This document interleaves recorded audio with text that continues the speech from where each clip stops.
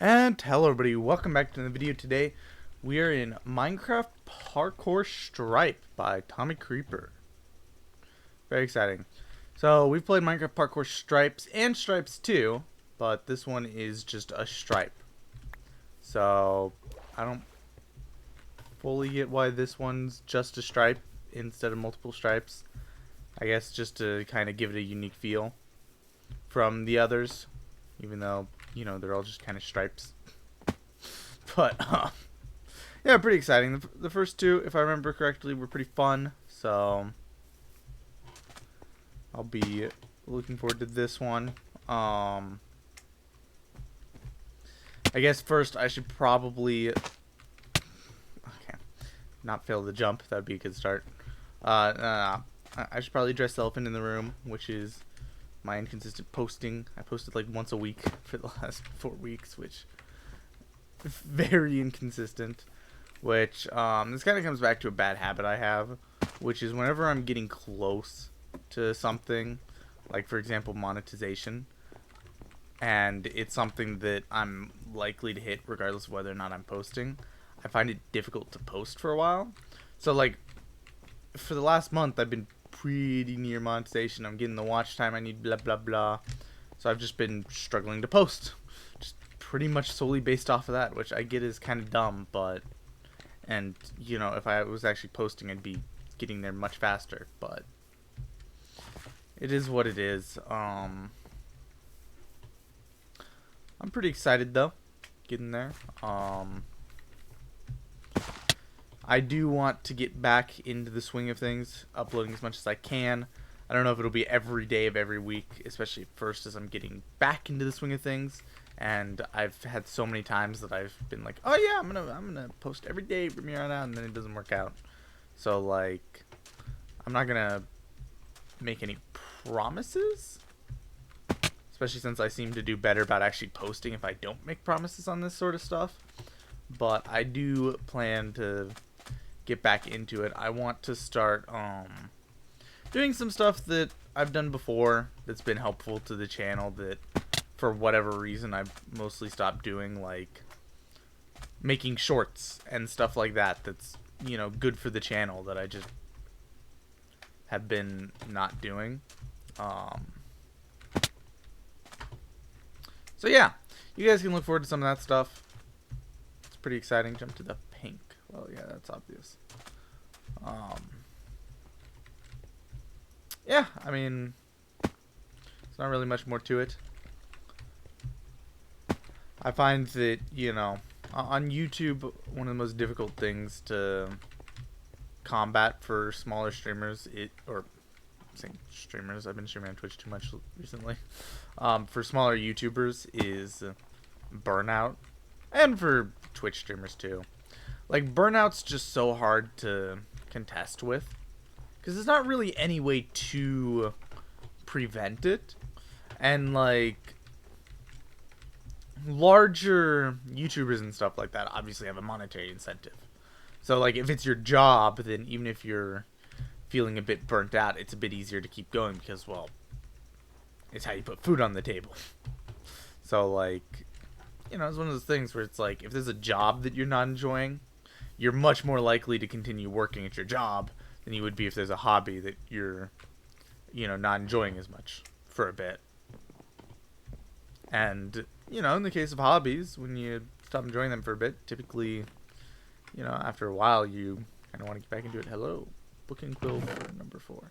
Oh, right, there's like hidden diamonds and stuff I'm supposed to be looking for, aren't there? I don't know. I just don't really find looking for hidden things all that enjoyable most of the time. Just not really my thing. But yeah. Like, if burnout wasn't a problem for YouTube creators, life would be... Oh, it like... Where's back in out of existence? Like, stuff like YouTube would be so much easier for people, and to be frank, probably wouldn't be all that, like, I guess, lucrative of a possibility if burnout wasn't a thing. Because there'd be, you know, a much more saturated market than there already is. But YouTube's one of those things that's surprisingly hard to keep going at consistently for long periods of time, even though it seems like the sort of thing that should be really easy. But yeah, like it's the sort of thing which once I hit monetization, I'll probably I presume that it'll be easier to avoid burnout to some degree. Like, obviously nobody's perfect, but to at least some degree, I presume it'll be easier. Am I going backwards? No, I'm not. I am falling off now. But yeah, sorry, I'm not commentating that much. I'm a bit tired. Just finished recording a Rich on Itch video. Always exciting. I love the videos from that channel. I feel like they're some of the best stuff I've ever been a part of. Like, I think the only person that can make a claim otherwise is Manta, just because right now his second channel, he's making such good content on it. But, like, yeah, nah, it's just really fun and, you know, great. Sometimes, you know, it takes a while to record. We don't always get a video out every week, even though we're supposed to. Okay, is there somewhere else I'm supposed to be going? No, I don't think so. Just messing this up.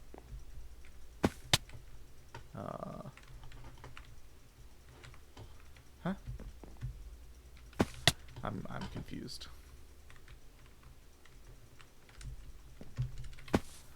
Let me just look around real quick. What? Where am I supposed to be going?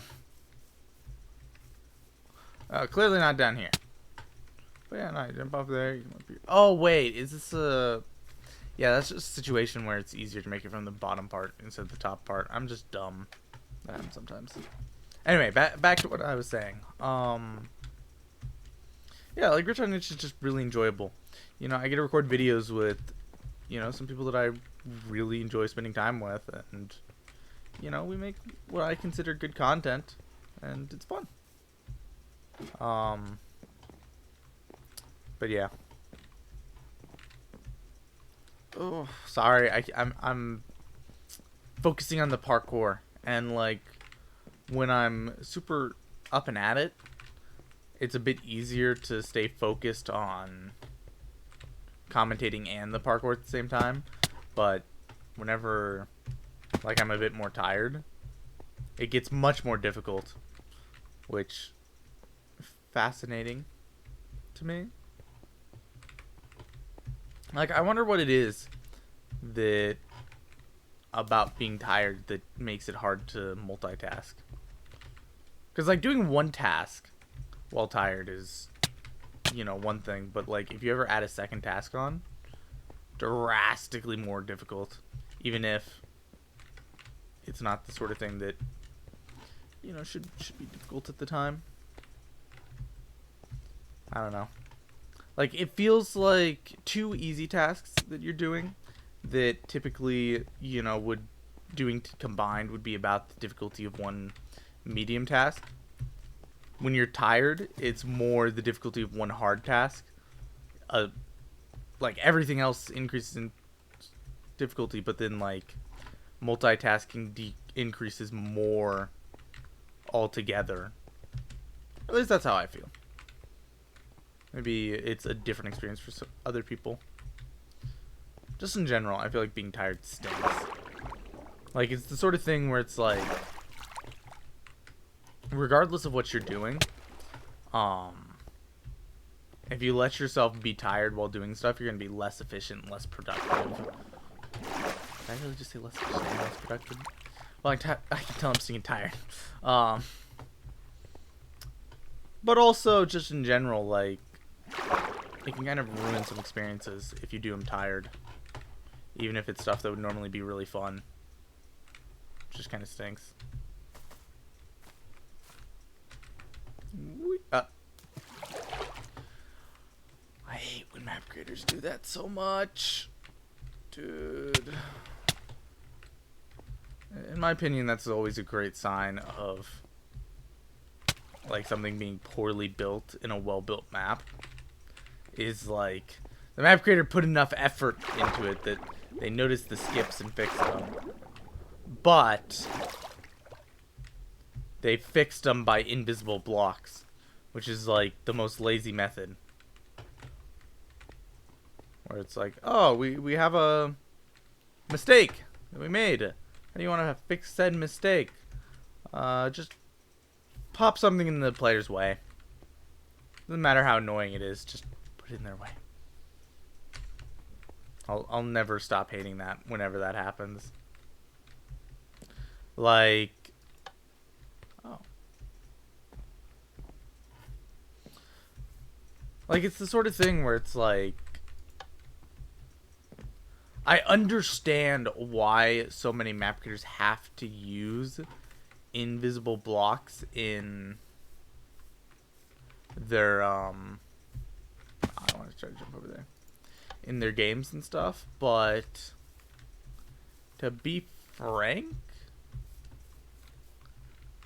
I'd prefer it if map creators just did a better job of spacing out their maps and stuff.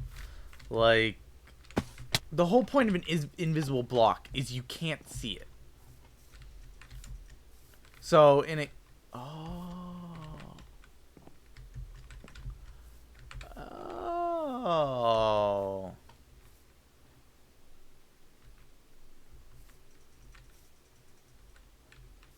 Interesting. Oh, okay. I'm sufficiently confused.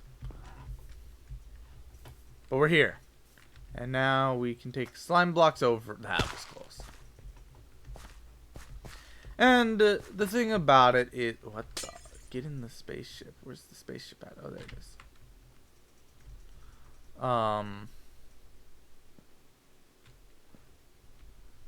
Like, I understand the reasoning behind it. I get why map creators do it. I just don't like it. Where are we off to? What the... Oh, cool. We're in space. I mean, they didn't do typical map creator things and add jump boost, which... I don't know if it's kind of sad or nice. One of the two. It's either kind of sad or I really appreciate it. Because I don't really like doing jump boost jumps. Either way. Go. I kind of like stuff like this. Where it's like just kind of out of the blue. Like all of a sudden it's like, oh yeah, you're in space. Doing a quick parkour sequence through it. It's just something enjoyable about that. Like just kind of taking the randomness and embracing it. It's kind of like in a, you know, game when you just kind of get taken off on a really fun side quest. And side quests can stink sometimes too. But as long as the side quest is made fun, like, getting taken off on a side quest is always great. Unless it's one of those games where, like, you're really into the story. What the... Like, I do think that's an exception. Where it's like, if it's a very heavily story-based game, and a map creator suddenly pulls you off on a side quest that isn't as enjoyable, it always kind of stinks. But yeah. I feel like with story-based games, like, you have to have a good story behind it for them to work. But also, I don't think games like Telltale games that are strictly the story and, can I not just walk along that? That's toxic. I don't think they're as good. I'm gonna be honest. Like, I think the right way to do a game focused around the story is to take a tried and true, oh, this is where I came back up. I just wasted time. Take a tried and true formula. So, like, you know, legit just something simple, like a, FPS game. And, you know, put in a decent AI, you know, make the gameplay, you know, pretty enjoyable. And then build a great story around it. Compared to, like, my experiences with a lot of COD game storylines, where, and by a lot I mean the ones that I've played, which are very few and far between. But out of the couple I have, the storylines feel pretty poorly written, and the game's clearly focused around trying to make you strictly enjoy the gameplay, which isn't a bad thing. But for the sake of, you know, what I'm specifically talking about here, it's kind of an example of it done a bit wrong. Where it's like, yeah, you have a tried and true formula that works. So close.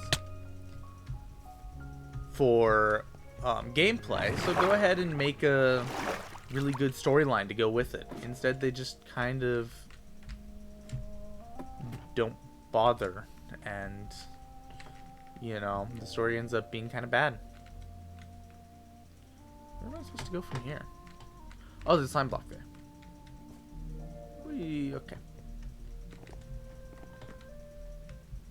But I also know that I have a bit of a different outlook on stuff like this than other people. Telltale games wouldn't have been as popular as they were for a while if people didn't enjoy that sort of stuff. It's just not really up my particular alley. I'm a little bit confused on where I'm supposed to go.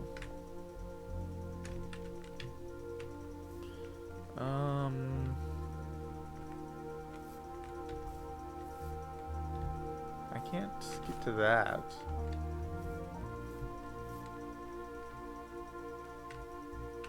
Wait, do I maybe jump to here and then go to here? Ah, looks like it.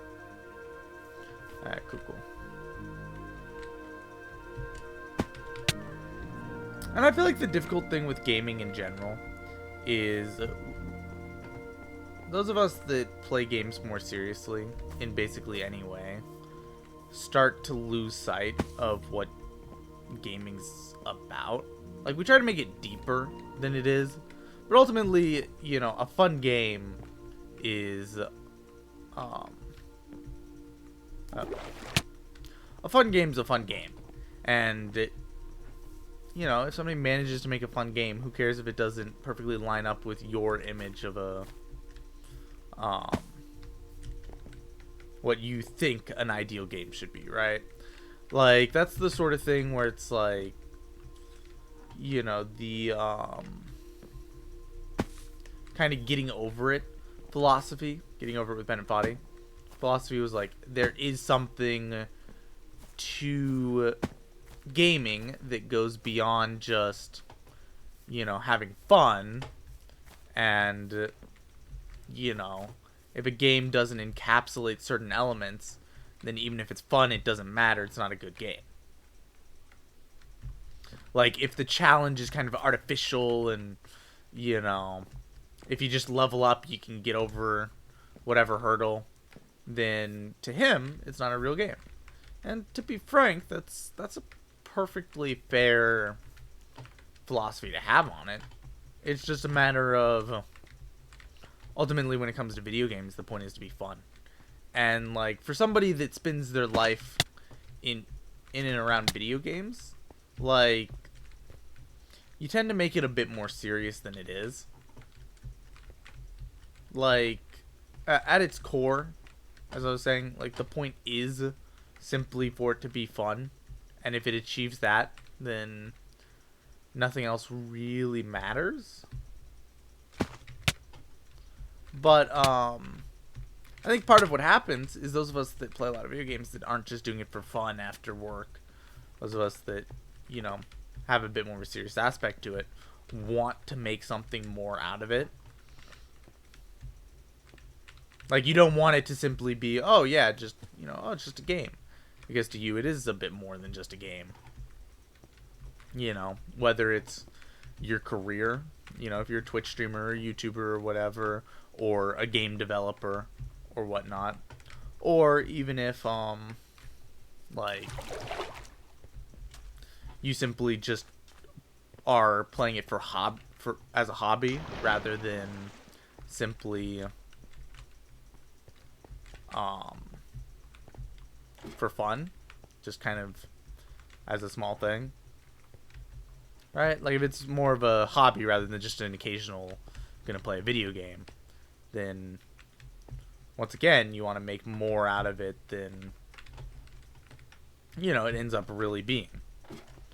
And I feel like to some degree you can even see that with Olympic sports, where it's like, you know, there's a lot of things there where they're very clearly stuff that isn't really that big of a deal. They're clearly just kind of hobbies and stuff like that most of the time. And then at the Olympics, they get turned into this really big deal that, you know, is broadcast live to, you know, millions of people or whatnot. Depends on how many people are watching the Olympics at the time. And, like, it's weird because a lot of people kind of look down on people that consider video games more than simply just kind of something fun to do for a short period of time. And some people just look down on anyone that plays video games in general. But that's a topic for another time. But, like, some people look down on those of us that take a bit more out of it. But, like, my counterpoint would be, do you think that somebody that plays football at... I guess since, you know, I can compare it to me here. Somebody that plays football at, like, a college level. They're not making money off of it yet. But they're in a position where they definitely could be soon. And I get that's changing with the new rules in place for college and stuff like that. But still, nobody ever goes, oh, well, you know, it's silly for them to take it seriously. They're not making any money off of it yet, blah, blah, blah. You know, taking it seriously is dumb. But nobody ever says that to college athletes that aren't making money. Which, once again, I get that that's no longer really the case, that they don't make money, but it has been for a long time. Unless you know, are signing secret deals with the, you know, colleges and stuff, but that's very much so something that's always had to be done behind the scenes. Which means that it's likely that not all that many players really,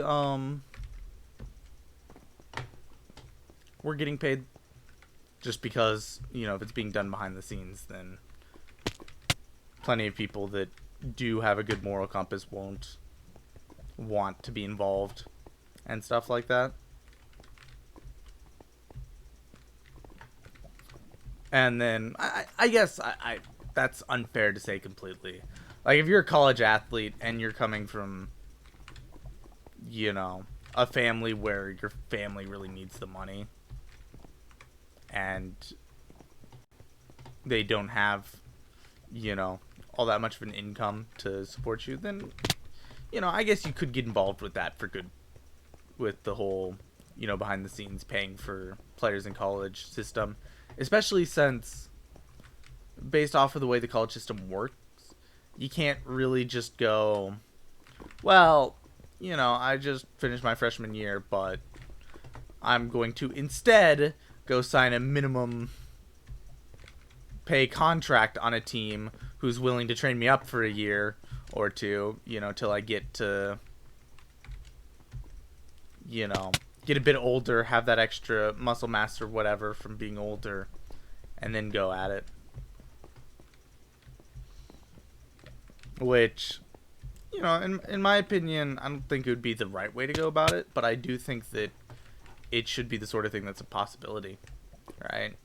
Like, if a team looks at their 53-man roster, goes, well, we kind of, or not even their 53-man roster, but like their practice squad, and they're like, yeah, we could, you know, really use somebody that has a lot of potential on the practice squad. They don't get paid much, but, you know, I'm pretty sure the practice squad gets paid, unless I'm crazy. But yeah, I'm pretty sure they get paid. So, like, somebody that is in a position where they don't really have the money to spend another couple years in college. I'm back at the start. I'm done. It kind of gives them another option, I guess is what I'm saying. And right or wrong, you know, it just would have been a possibility. Now instead we're in a position where college athletes are getting paid. So, you know, it kind of gets rid of that problem. But yeah, I don't know. And maybe comparing myself to college athletes a bit, you know, dumb. But that jump. Is there somewhere else I'm supposed to be jumping there? I need to like look around next time I get there. How long have I been going? 25 minutes. I'm not sure how far I am. It's not like one of the ones where I can just hit tab and see my level count. Plus, this is stinking a long way back to get to that jump that I keep failing.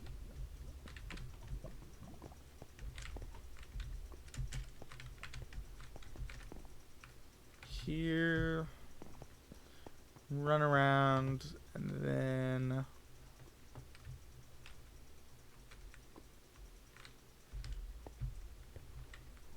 yeah, that's like my only option is to try and go there.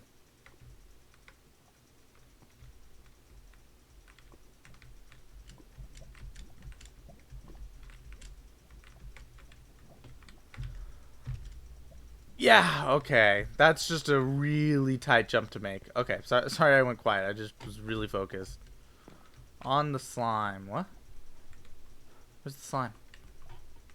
I should have pushed the button, shouldn't I have?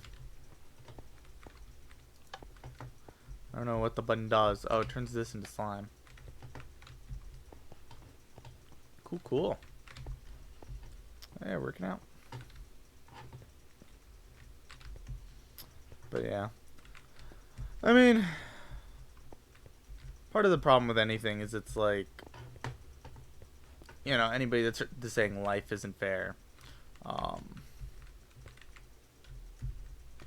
like it really isn't, and you know, that stinks, and you know, part of the thing is somebody with a better mindset than you, like a, you know, more, would be the term, but somebody with a more productive mindset, there we go, is likely going to do better at a, you know, job that rewards, you know, somebody that works hard than somebody with a less productive mindset and stuff like that. And it's just a matter of, you know, there's no way to make everything fair, because if you have a quality of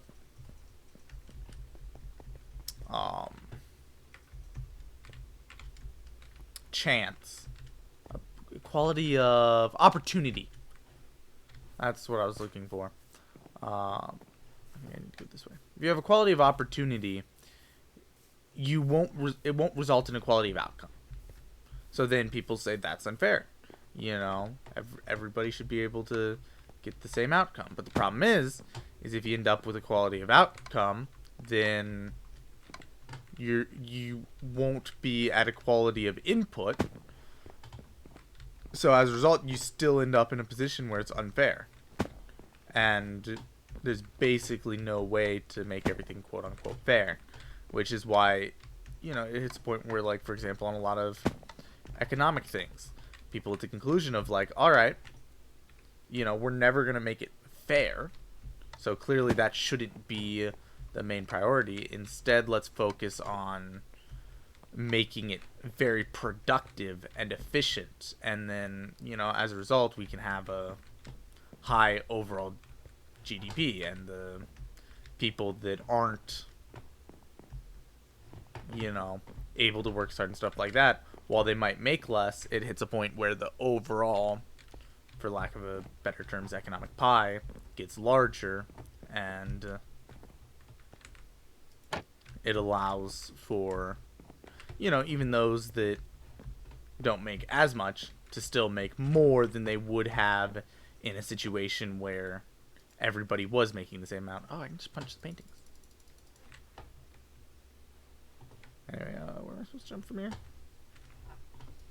And don't get me wrong, there's no such thing as a perfect system.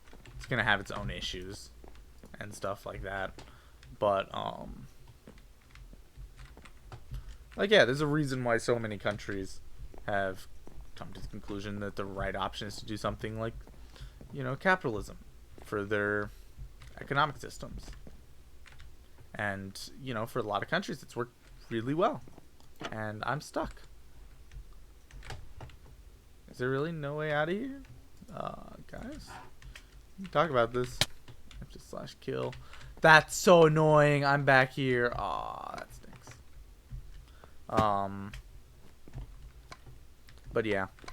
And, you know, it's why even states that, you know, have alleged to be communist, when at the end of the day they start falling behind on the economic standpoints, they very quickly start implementing, you know, more capitalist policies into place, because otherwise they start completely falling behind on, you know, how well their economy runs and stuff like that. The other way. Please let me back up. Oh, well, I guess that's better than restarting back there.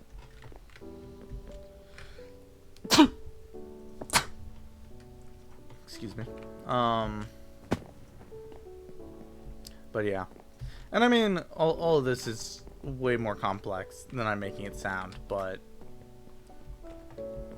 at the end of the day, I think one thing that causes so many people confusion is when it comes to, you know, this idea of why, you know, stuff like capitalism works better, is they don't consider the fact that the overall oh, I didn't even notice there was a ladder there.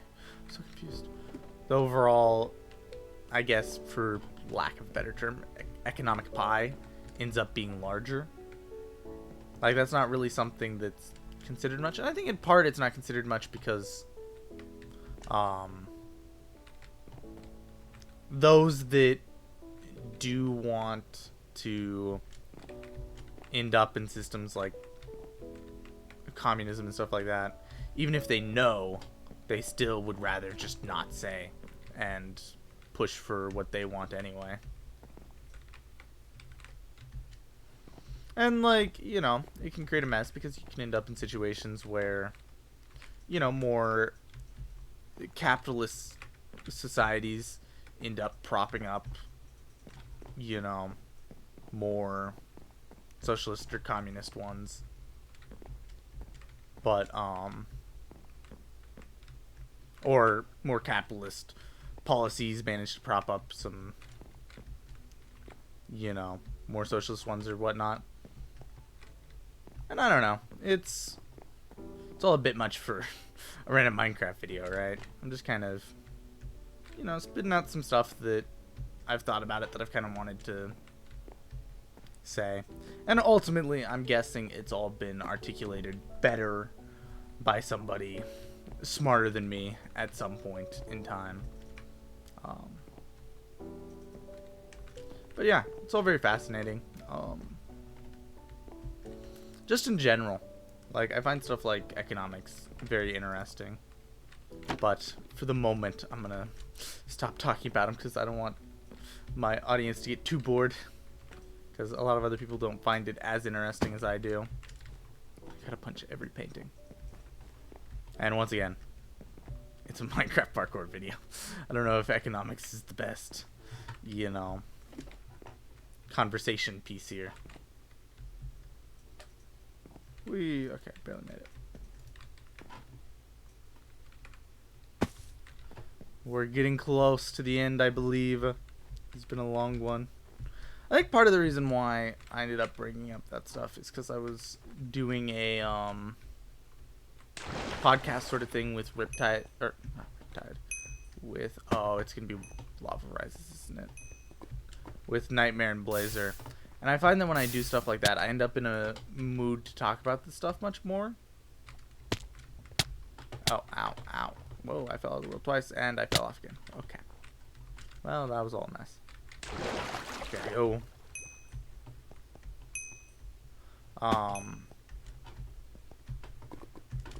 But yeah, I think that it's, you know, the sort of thing which if we all were willing as a society to, you know, kind of talk about stuff more and talk things through in pursuit of, you know, something greater than simply ourselves, then we'd be able to find better answers to stuff and, you know, stuff like that. I feel like as a society, one of the problems we have is, like, when it comes to important issues, we're not really willing to talk them out, which I feel like I've probably mentioned before. In some cases, it makes sense that people aren't really willing to talk over some issues with other people all the way, because there are some things where it's like, depending on your worldview, one thing can be completely different than it seems to somebody with a conflicting worldview, right? And ultimately it hits a point where your disagreement originates to something much deeper than what you're talking about in the first place, which can be an issue with, you know, anything in the first place. Like, for some people, you know, depending on their worldview, why do I keep falling? I'm in too much of a hurry. They can be in a position where what somebody else is saying can be, like, what somebody else is pushing can be completely evil and horrible, but then from somebody else's, you know, worldview, it seems completely, you know, logical and makes sense, which I think is, you know, part of why we need to get back to looking for objective truths to some degree. Like, as a society, can we even agree on simple truths anymore? Like, it's just one of those things where it's like, you know,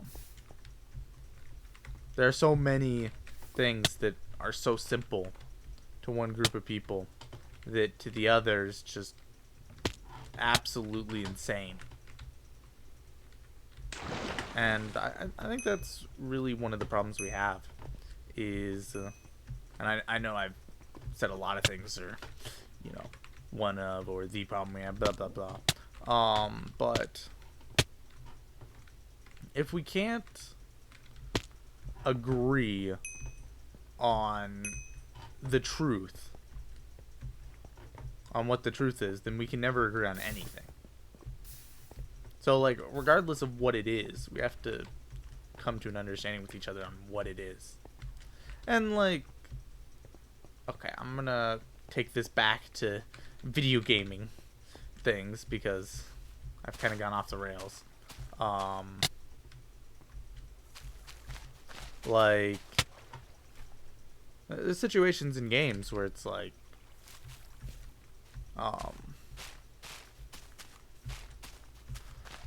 you're proposing that you go about it in one way. Like, let me think of an actual example here.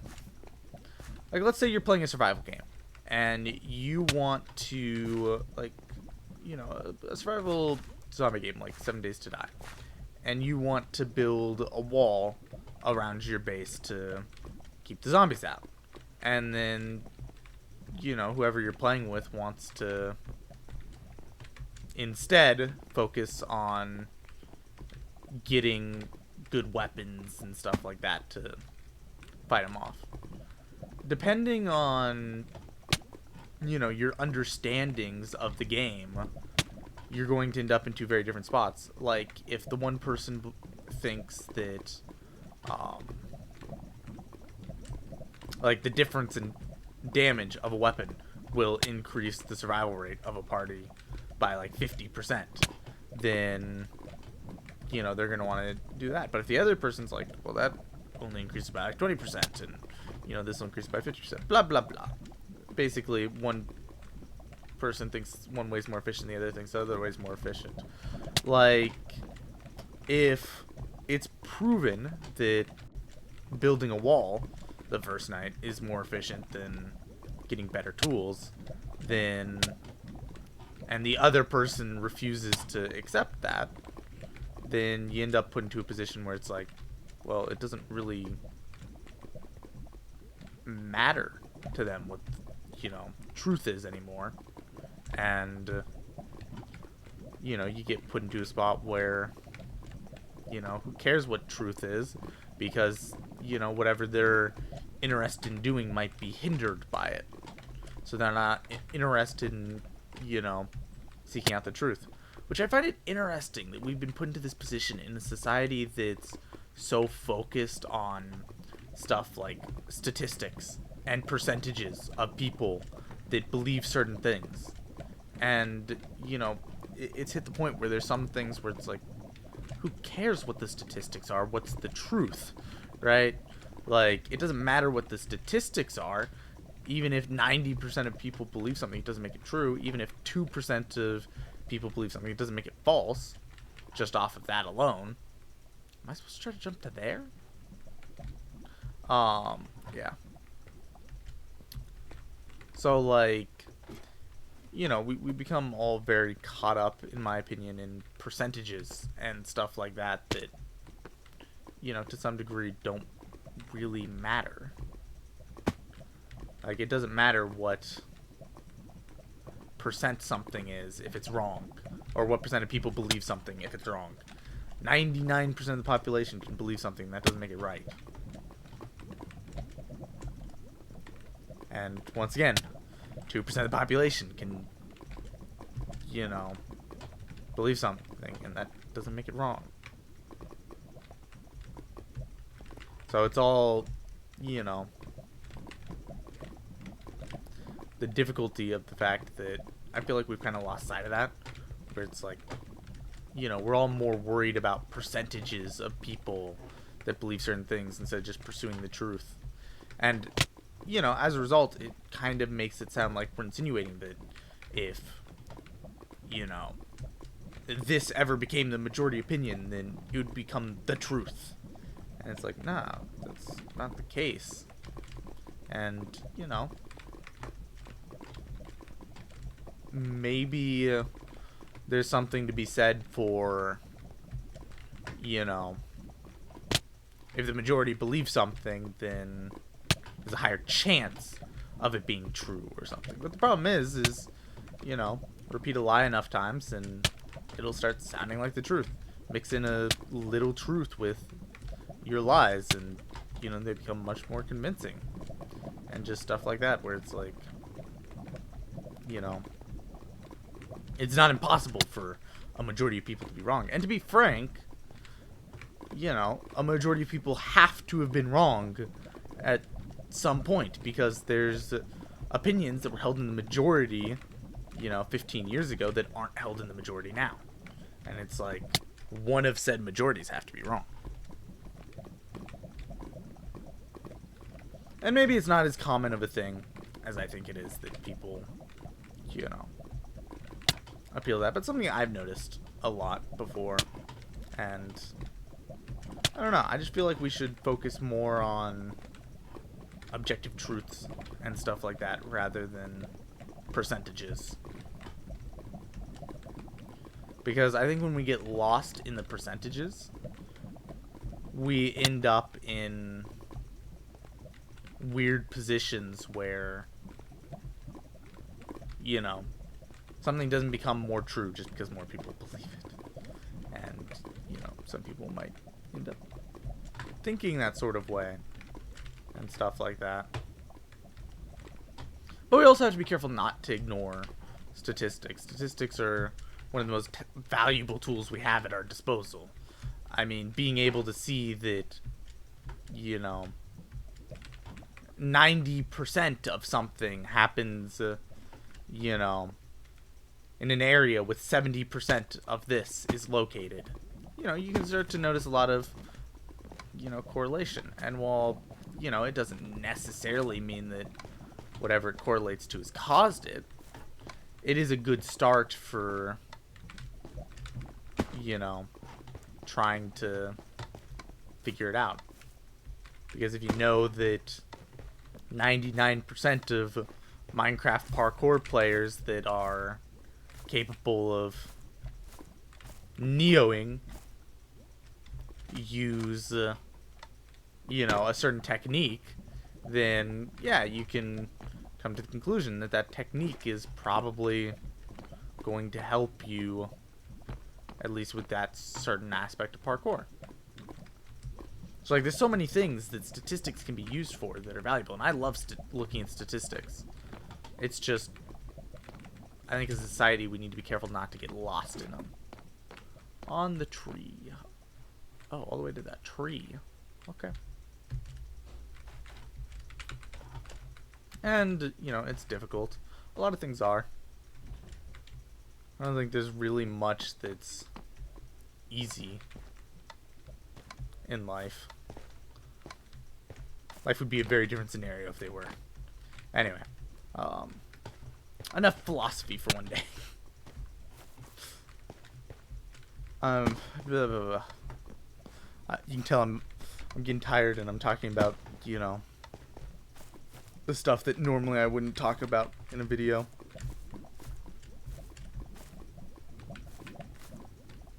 It's not that I have anything wrong with talking about it in a video. It's just I know it's the sort of thing that, you know, is a bit more stressful and over the top and stuff like that than, you know, you want from a Minecraft parkour video. That's part of why I won't talk about specific political things in parkour videos. It's not that I don't have opinions. It's not that I wouldn't even be willing to share said opinions. It's just a matter of, you know, it doesn't really fit in, you know, lighthearted gaming videos for the most part. So yeah, I don't know. It's the sort of thing where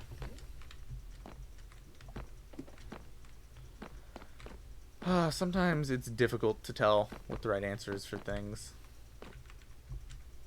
And yeah, I don't know. Oh my goodness.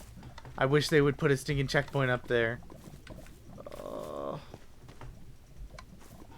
You know what I think would be fun to try for a parkour map sometime? Is where you get to choose your own checkpoints, right? So like it's a map.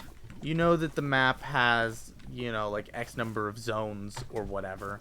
And they're clearly distinct in the sense that, like, you know, they look different. Like these zones, you clearly go from the mountain zone to the Crimson Forest zone.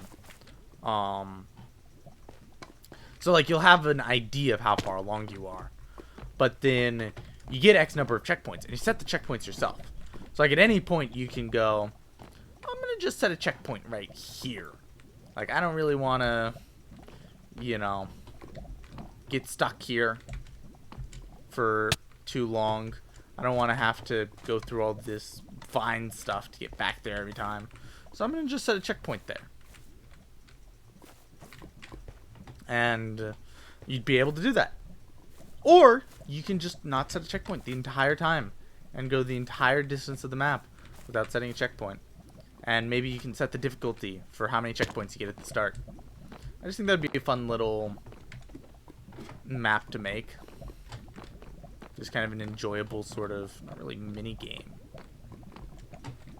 but just kind of something different. I don't know. Maybe a map creator will make that. Or maybe, like last time when I was talking about, you know, a map without checkpoints, I then immediately had a map creator in my comments like, oh, you should check out our latest map. And sure enough, I mean, that map was miserable. And I ended up Twitch streaming instead of recording it. But, like, you know, you guys get the point. Man, this gonna be trouble. I really want to beat this map, but if this level gives me too much trouble, based off the fact we're already 50 minutes in, I think I'll probably end up calling it in an hour if we're not, like, right at the end at that point, which it looks like there's an end biome. So I'm guessing what I think I'm going to say is if we're not at the end biome by the time it's by the time I hit an hour mark, I'm going to go ahead and just end off. I get we're close, but I don't want to drag on the video for too long. And then if we're not there, then, or if we're there, then, oh well, I'll try and finish it unless the end biome's really difficult. Oh my goodness. Oh, at this rate, I'm not even sure I'll be to the next checkpoint by the time we hit the hour mark. Like, the last time I was taking a while on a level, I was distracted talking, so, like, I didn't even really care that I was stuck, you know? Whereas now it's, like, a bit annoying because I'm focusing on the parkour. Okay. Let's just kind of focus a bit here. The actual parkour. Bam. On the tree.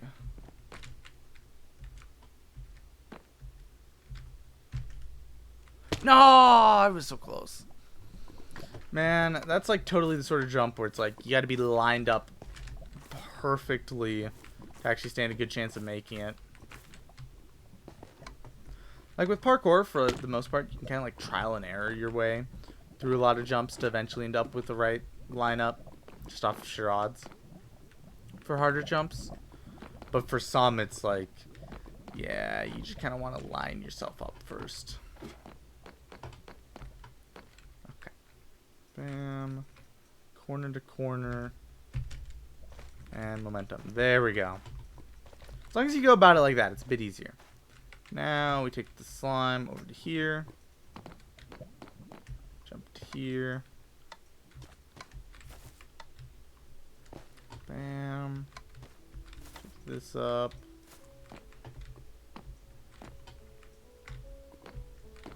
Okay. Nice. Oh my word, there's still no checkpoint.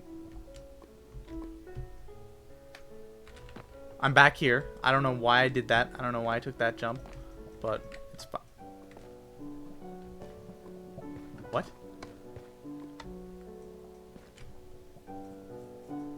How did I fall there? Ah, no. Oh, man. Okay. I'm going to try and get back there one more time, and then if I fall, then I'm going to call it. I will say, I do almost want to try and get back into survival again. I get the videos do poorly. People don't really enjoy them as much as parkour, except for, like, I think Riptide enjoys them. Besides Riptide, I'm not sure I know of a single other person that likes my survival videos more than my parkour videos. Right? And, like, even when I did a poll, I think, like, 70% of people said they prefer my parkour videos. So it's like, yeah, you know,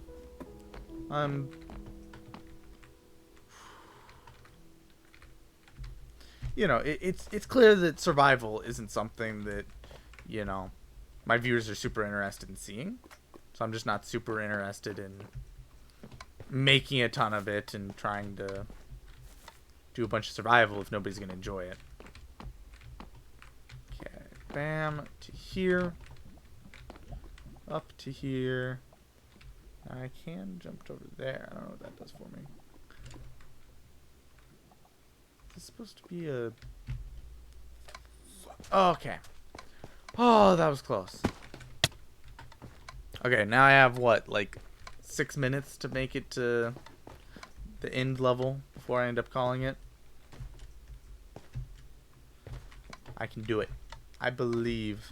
Kind of feels like a challenge now. Why did I jump down here?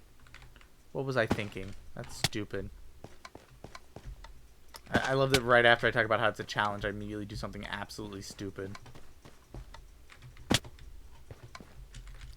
And now I'm like going in a hurry and messing stuff up. Okay, there we go. Nice. Let's not fall down that hole. Just around here. Bam.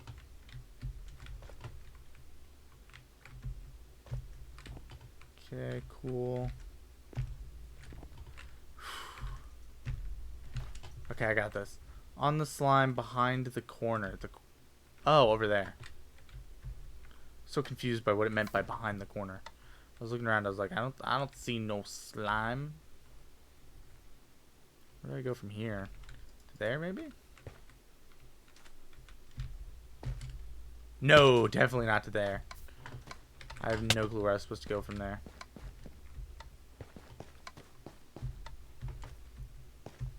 Bam. Okay, back up here. Slab jumps.